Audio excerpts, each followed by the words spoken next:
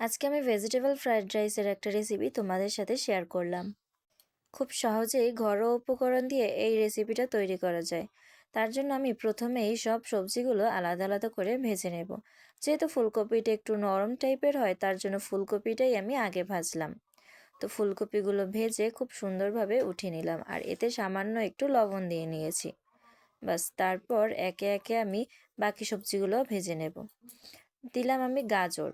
গাজরটা যেহেতু একটু তাড়াতাড়ি সেদ্ধ হয়ে যায়, তাই এটা আর আমি খুব বেশি ছোট করে কাটিনি, মোটামুটি সাইজের কেটে নিয়েছিলাম। তো এরপর আমি গাজরগুলো ভেজে তুলে নিলাম। আর তারপর আমি মটরশুঁটিগুলো সেদ্ধ করে নিচ্ছি। আর এদিকে আমি কড়াইতে আলুগুলো ভেজে নেব। আলুগুলো টুকরো টুকরো করে কেটে নিয়েছি। আর মটরশুঁটিটা ওদিকে ভালোভাবে সেদ্ধ করে নিচ্ছি। মটরশুঁটিটা কিন্তু ভালো করে সেদ্ধ করে নিতে হবে, তা না হলে এগুলো ভাজার সময় সম্পূর্ণভাবে ছিটকে গায়ে উঠে আসবে। তো আলু আমার ভাজা শেষ। এবার আমি সামান্য পরিমাণে তেল গরম করে তাতে মটরশুঁটিগুলো ভেজে নিচ্ছি। মটরশুঁটিগুলো বেশি ভাজার দরকার নেই, মোটামুটি হালকা করে ভেজে তুলে নিলেই হবে। এটা দেওয়ার কারণে দেখতেও কিছুটা সুন্দর লাগবে আর খেতেও ভালোই লাগে। তাই মটরশুঁটিগুলো ভেজে তুলে নিলাম। এরপর আমি কড়াইতে পরিমাণ মতন দিয়ে নিলাম সয়াবিন তেল। এখানে বেশি একটা তেলের প্রয়োজন হবে না, তো যতটুকু লাগবে ততটুকু দিলেই যথেষ্ট। আর এবার এই তেলের মধ্যে আমি দিয়ে নেব অল্প একটুখানি আদা বাটা। আদা বাটাটা একটুখানি তেলের মধ্যে ভালোভাবে ভেজে নিতে হবে, যাতে এর কাঁচা গন্ধটা না থাকে। আর আদা বাটাটা ভাজার পর কিছু দারচিনি এখানে টুকরো করে দিয়ে দিচ্ছি। আর এরপর দুটো এলাচ খুব ভালোভাবে থেতো করে এর মধ্যে আমি দিয়ে নিলাম।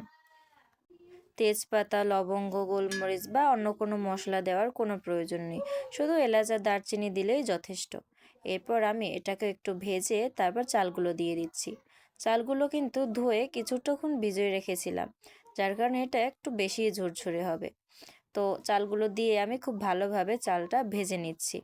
ভেজে নেওয়ার পর এখানে আমি চালের দ্বিগুণ পরিমাণে গরম জল অ্যাড করব। তো এরপর আমি গরম জলটা দিয়ে নিলাম। গরম জলটা দিয়ে অল্প কিছুক্ষণ ঢাকা দিয়ে রাখতে হবে। এবার জল ফুটে আসলে তার মধ্যে পরিমাণ মতন লবণ যোগ করব। লবণের পাশাপাশি অল্প একটু চিনিও দিয়ে নিয়েছি। আর এটা খুব ভালোভাবে চালের সাথে মিশিয়ে নিতে হবে। এবার আমি এ পর্যায়ে দিয়ে নেব 1 কাপ দুধ। এটা আপনারা লিকুইড দুধও দিতে পারেন, বা প্যাকেটের যে দুধটা থাকে ওটাও গরম জলের সাথে গলিয়ে তারপর ব্যবহার করতে পারেন। আর এখন আমি কয়েকটা কাঁচামরিচ চিড়ে এর মধ্যে দিয়ে নেব। পোলাওতে কিন্তু কাঁচামরিচের স্বাদটা খুবই ভালো লাগে। তো কাঁচামরিচটা দেওয়ার পর আমার মনে হচ্ছে এখানে দুধ কিছুটা কম হয়েছে, তাই আমি আরও কিছুটা দুধ এই পোলাওয়ের মধ্যে অ্যাড করে দিলাম। এবার খুব ভালোভাবে নেড়েচেড়ে নেব। আর মনে হচ্ছে এ পর্যায়ে সবজিগুলো দিয়ে দেওয়া প্রয়োজন, তাই প্রথমে আমি আলুটা দিলাম। যেহেতু আলুর পিসটা একটু বড় বড় করে কাটা হয়েছে, তাই আলুটাই আগে দিয়েছি। এরপর দিয়ে নিলাম গাজর কুচি। গাজর কুচি দেওয়ার পর এটা খুব ভালোভাবে নেড়েচেড়ে মিশিয়ে দিতে হবে। এবার আমি লাস্ট পর্যায়ে দেব ফুলকপিগুলো। ফুলকপিগুলো যেহেতু নরম, তাই শেষ পর্যায়ে দিতে হবে। আর ফুলকপি দেওয়ার পর আরেকটু সময় নেড়েচেড়ে ভালোভাবে ঢাকা দিয়ে রাখতে হবে। আর ঢাকা দিয়ে রাখার পর আমি এই রাঁধুনির মশলাটা যোগ করছি। এটা যে কোনো সবজি বা ডালে ব্যবহার করা যেতে পারে। তো এখানে আমি 1 প্যাকেট মশলাই ব্যবহার করেছি 1 কেজি চালের জন্য। আপনারা পরিমাণ অনুযায়ী চালের মতন বাড়িয়ে নিতে পারেন। আর এবার আমি দিলাম মটরশুঁটিগুলো।